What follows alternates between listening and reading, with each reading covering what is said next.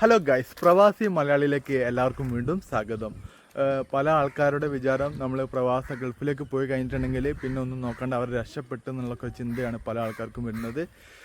ശരിക്കും ഒരു പ്രവാസിക്ക് എങ്ങനെ ജീവിക്കുന്ന ഒരു സാഹചര്യം അല്ലെങ്കിൽ ഒരു അവിടുത്തെ ഒരു ജീവിത നിലപാട് സാധാരണ ഞാൻ പറയുന്നത് എന്താ വെച്ചിട്ടുണ്ടെങ്കിൽ വലിയ കമ്പനിയിൽ ജോലിക്ക് നിൽക്കുന്ന ആൾക്കാരല്ല, അല്ലാതെ 95% സാധാരണ ചില്ലറ പണിക്കൊക്കെ നിൽക്കുന്ന അങ്ങനത്തെ ഉള്ള ആൾക്കാരുടെ അവസ്ഥയാണ് പറയുന്നത്. അപ്പോൾ ഇത് എത്ര വലിയ ശമ്പളം വാങ്ങുന്നവനായാലും ആടെ ഒരു പട്ടിപ്പണിയാണ് അല്ലേ? പട്ടിപ്പണി. ഞാനത് കുറെ കണ്ടതാണ്, കുറെ ആൾക്കാരെ അവസ്ഥ അറിഞ്ഞതാണ്. എന്താ പറയാ, ഒരു പ്രവാസി ആട്ടോ ഇരിക്കുന്നത്.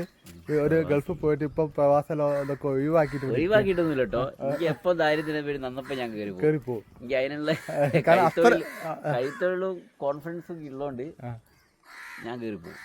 ദാരിദ്ര്യം എപ്പോ അല്ല, പക്ഷെ നിങ്ങൾ ഈ പ്രവാസികളൊരു ഒരു സത്യാവസ്ഥകൾ തുറന്നു പറയണം. കാരണം എന്താ പറയുക, പല ആൾക്കാരും ഇപ്പോൾ കുറേ ആൾക്കാർ ഗൾഫിലേക്ക് പോകാൻ വേണ്ടിയിട്ട് ചെറിയ ചെറിയ പണിക്കൊക്കെ പോകാൻ വേണ്ടിയിട്ട് ആഗ്രഹിച്ചിരിക്കുന്ന ആൾക്കാരുണ്ട്. അപ്പോൾ അവരൊക്കെ ഇപ്പം ഗൾഫിൽ പോയി കഴിയുമ്പം തന്നെ പൈസ ഉണ്ടാക്കി രക്ഷപ്പെട്ട് പോകുന്നൊക്കെ ഉള്ളൊരു ചിന്തയിലാണ് പോവുക. അതാണ് ഞാൻ ചോദിക്കുന്നത്. അപ്പോൾ അങ്ങനെ നമുക്ക് നാട്ടിൽ നിന്നിട്ട് പണിയെടുത്ത് രക്ഷപ്പെടുന്നു, നാട്ടിൽ പണിയെടുക്കുക, പൈസ ഉണ്ടാക്കുക അല്ലേ?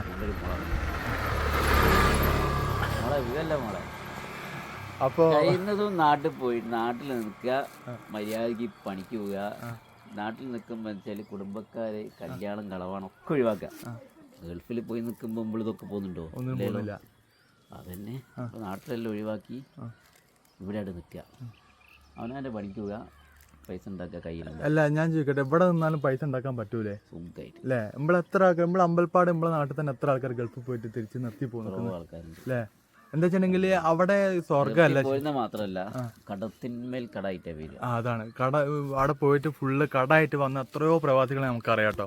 അപ്പോൾ നിങ്ങൾ ഈ ഗൾഫിലേക്ക് ചാടി കയറി പോകുന്നതിന് മുന്നേ നിങ്ങൾ ചിന്തിക്കുക. ഏറ്റവും ഒരു ഉദാഹരണം പറഞ്ഞു കൊടുക്കാം നമുക്ക്. ശരിക്കും ഗൾഫിൽ നിങ്ങൾക്ക് അവിടുത്തെ ജീവിതം എങ്ങനെ അറിയണമെങ്കിൽ ഇവിടുത്തെ നാട്ടിലത്തെ ബംഗാളിയില്ലേ, അതാണ് ശരിക്കും സത്യം പറയില്ലേ. കാരണം ഇവിടെ നമ്മുടെ നാട്ടിൽ ബംഗാളികൾ റൂം എടുത്ത് നിൽക്കുന്ന നിങ്ങൾ കണ്ടിട്ടില്ലേ? അവരുടെ സെറ്റപ്പ് കണ്ടില്ലേ? ആ ഒരു സെറ്റപ്പിൽ കുറച്ചൊരു AC ഒക്കെ ഉള്ള സെറ്റപ്പ് ആയിരിക്കും മാത്രമേ ഉള്ളൂ അല്ലേ? ഇത്തിരി ഒരു വൃത്തി കൂടും. കാരണം ഗൾഫ് അതിനെക്കൊണ്ട് അതിനുള്ളൊരു ഇത്തിരി വൃത്തി കൂടും.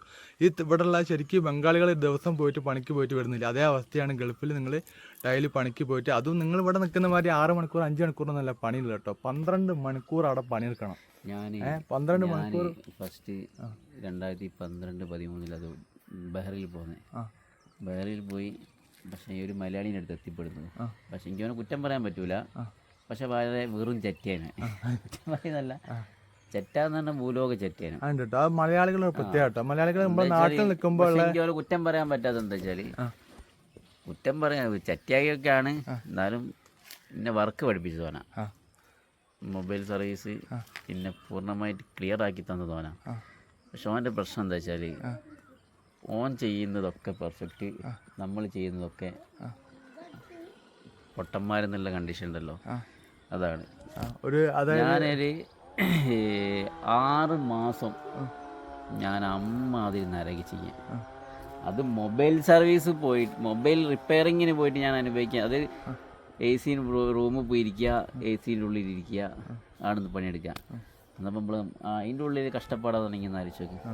മാനസികാവസ്ഥ ഭയങ്കര അതുണ്ട്. പിന്നെ നമ്മൾ ഒറ്റപ്പെട്ട് നിൽക്കുന്നതായിരിക്കും അല്ലേ? അപ്പോൾ അങ്ങനെയൊക്കെ ഞാൻ അങ്ങനെ എൻ്റെ ആളൊരു വേറൊരു ചങ്ങായി ഉണ്ടായിരുന്നു, പേരാൻ പറയുന്നില്ല. അപ്പോൾ ഞാനവനോട് ഈ കാര്യം പറഞ്ഞപ്പോൾ ഓനോട് പറഞ്ഞതെന്ന് വെച്ചാൽ, ഞാൻ ഈ വർക്ക് പഠിച്ചത് എന്നിട്ട് ബാക്കി പിന്നെ തന്നെ. അങ്ങനെ ഞാൻ ഒരു 2 മാസം കൊണ്ട് ഞാൻ വർക്ക് പഠിച്ചെടുത്ത് ലാസ്റ്റ് ഒരു ദിവസം എന്നോട് ഡയലോഗ് അടിക്കാവുന്നത്. ഞാൻ പറഞ്ഞു അടിക്ക് ക്യാൻസൽ എന്നാണ്, വിസ ക്യാൻസൽ ചെയ്തത്. വർക്ക് അടിച്ചില്ലേ? അവനോട് ചെന്താന്ന് ചോദിച്ചു. ഞാൻ എനിക്ക് എൻ്റെ കൂടെ പണിയെടുക്കാൻ താല്പര്യമില്ലാന്ന് ചോദിച്ചു. ഒന്നില്ലെങ്കിൽ എനിക്ക് മനസ്സമാധാനം തരിക. ഒന്നത് വർക്കിൻ്റെ പ്രഷർ, വർക്കിൻ്റെ ടെൻഷൻ ഉണ്ടാവും, പ്രഷർ ഉണ്ടാവും എന്തായാലും. ഏത് വർക്ക് എടുക്കുകയാണെങ്കിലും വർക്കിൻ്റെ പ്രഷർ എന്ന് പറഞ്ഞാൽ, അന്നപ്പോൾ ഒക്കെ ഞാൻ ഐഫോണ് ഇതൊക്കെ IC ഒക്കെ മാറ്റുമ്പോൾ നമുക്ക് ടെൻഷൻ അടിച്ചു കഴിഞ്ഞാൽ പണി കിട്ടും, മൈൻഡ് ക്ലിയർ അല്ലെങ്കിൽ. അപ്പം അങ്ങനെ വർക്ക് പിടിച്ച് ലാസ്റ്റ് നമ്മൾ ചിലക്കാണ്ട് പോകാൻ പറഞ്ഞു. ചിലക്കാണ്ട് പോകാൻ പറഞ്ഞു. അപ്പം ഇങ്ങനെ അതിന് ശേഷം പിന്നെ ഡീസൻ്റായി. പിന്നെ വേറെ പ്രത്യേകം എന്താ അറിയോ, നമ്മളെ മലയാളികളില്ലേ വേറെ രാജ്യത്ത് പോയിട്ട് അവിടെ ഓൾറെഡി ഉള്ള ആദ്യം സെറ്റിലായ മലയാളികളുണ്ടല്ലോ, അവരാണ് നമുക്ക് ഏറ്റവും വലിയ പണി തരുക അല്ലേ. പണി തരുന്ന ആൾക്കാരാണ് അവരാണ്. അതായത് നമ്മളെ മലയാളികളെ ഏറ്റവും വലിയ പണി കൊടുക്കുന്ന ഒരു സംഭവം കേട്ടോ. അപ്പം നിങ്ങൾ ഇവിടുന്ന് വേറെ രാജ്യത്ത് പോയിട്ട് ആ ഒരു മലയാളിനെ കണ്ട് രക്ഷപ്പെട്ട് ഓനെ രക്ഷിക്കും സഹായിക്കും. മലയാളികളെ ഒരിക്കലും നമ്പാൻ പാടില്ല. ബംഗാളികളെ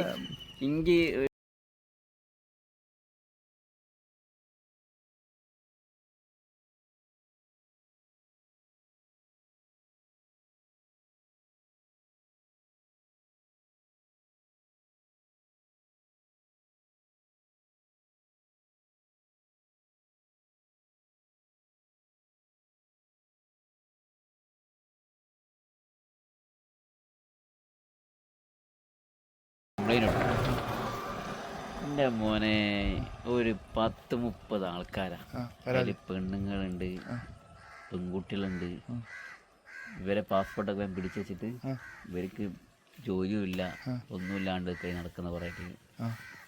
അപ്പം ഇങ്ങനെയുള്ള ഒരുപാട് പ്രവാസികൾക്ക് ഒരുപാട് സ്റ്റോറികൾ, അവരെ അനുഭവങ്ങളൊക്കെ പറയണ്ടാവും. അപ്പോൾ ഇതിപ്പം മൂപ്പര അവരുടെ അനുഭവമാണ് പറഞ്ഞത്. അപ്പോൾ ഇതുപോലെ ഒരുപാട് ആൾക്കാർക്ക് ഒരുപാട് പ്രശ്നങ്ങളും കാര്യങ്ങളൊക്കെ ഉണ്ടാവും. അപ്പോൾ നിങ്ങൾക്ക് അങ്ങനെ പ്രശ്നങ്ങളൊക്കെ ഉണ്ടെന്നുണ്ടെങ്കിൽ ഈ നോർക്ക റൂട്ട്സ് മാതിരിയുള്ള പ്രവാസി കാര്യവകുപ്പിൻ്റെ അങ്ങനെ ഓഫീസൊക്കെ നിങ്ങൾക്ക് വേണ്ടിയിട്ടുള്ളതാണ്. അപ്പോൾ നിങ്ങൾക്ക് നിയമസഹായമൊക്കെ നിങ്ങൾക്ക് അവർ ചെയ്യുന്ന കേട്ടോ. അതിനൊക്കെ ഡീറ്റെയിലൊക്കെ നമ്മൾ ഈ ചാനൽ തന്നെ ഞാൻ പറഞ്ഞു നിൽക്കുന്ന ഒരുപാട് പ്രാവശ്യം പറഞ്ഞിട്ടുണ്ട്. അപ്പോൾ നമ്മളിപ്പോൾ ഇങ്ങോട്ടുള്ള വീഡിയോസാണല്ലോ പ്രവാസികൾക്ക്. പിന്നെ ഒരു കാര്യം പറയാണ്ട്, അത് ഞാൻ അടുത്ത വീഡിയോയിൽ ഞാൻ പറയാം.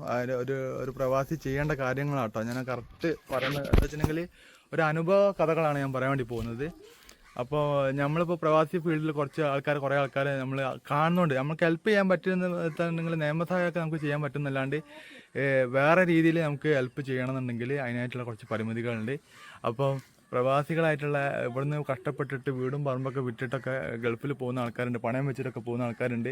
അങ്ങനെയുള്ള ആൾക്കാർ നിങ്ങൾ എല്ലാ കാര്യങ്ങളും പഠിച്ചിട്ട് വേണം പോകാൻ വേണ്ടിയിട്ട്. അവിടെ പോയിട്ടുണ്ടെങ്കിൽ നിങ്ങളൊരു മലയാളി ഹെൽപ്പ് ചെയ്യാൻ വന്നിട്ട് ആദ്യം നിങ്ങളത് ശ്രദ്ധിക്കണം. കാരണം എന്താ വെച്ചാൽ പലതരത്തിലുള്ള ആൾക്കാരാണ് ഉണ്ടാവുക. എങ്ങനെയെങ്കിലും പൈസ തട്ടി ജീവിക്കാൻ ആഗ്രഹിക്കുന്ന ഒരുപാട് ആൾക്കാരാണ് ഇപ്പം മലയാളികളെ തന്നെ പുറത്തുള്ളത്. എല്ലാവരും കണ്ണടച്ച് വിശ്വസിക്കാതിരിക്കുക, പൈസ ഒന്നും പെട്ടെന്ന് കൊടുക്കാൻ പറ്റുക. മലയാളികൾ അങ്ങനെയൊന്നും വരില്ല. മലയാളികൾ ആദ്യമൊക്കെ സഹായിക്കും, പിന്നെ രക്ഷപ്പെട്ടു നോക്കിക്കഴിഞ്ഞാൽ ഒരു 100 ദിർഹം, ഒരു 20 ദിർഹം, ഒരു 50 ദിർഹം എന്നൊക്കെ വരും. അങ്ങനെ ആയിട്ട് പിന്നെ നാട്ടിലേക്ക് പൈസ അയക്കുന്നൊക്കെ മുട്ടിച്ച് എന്നിട്ട് ലാസ്റ്റ് പറ്റിക്കും. അതിൽ എല്ലാം കൂടെ ടോട്ടല് ഒരു ഗൾഫിൽ നിന്ന് പറ്റിച്ച പൈസ എന്ന് പറഞ്ഞു കഴിഞ്ഞാൽ ഓരോരുത്തർ പറ്റിച്ചത് 6 ലക്ഷം 7 ലക്ഷം കിട്ടാനുണ്ട്. 6-7 ലക്ഷം രൂപ കിട്ടാണ്ട്. ഇപ്പോൾ ഇതൊരു പ്രവാസിൻ്റെ കഥ കേട്ടോ നിങ്ങൾ കേട്ടിട്ടുള്ളത്. അപ്പോൾ ഇതുപോലെ ഒരുപാട് പ്രവാസികൾക്ക് പ്രശ്നങ്ങളും കാര്യങ്ങളുണ്ട്. ഇനി ഞാൻ ഇതിൻ്റെ ഒരു സെക്കൻഡ് പാർട്ട് ഞാൻ പറയാം കേട്ടോ.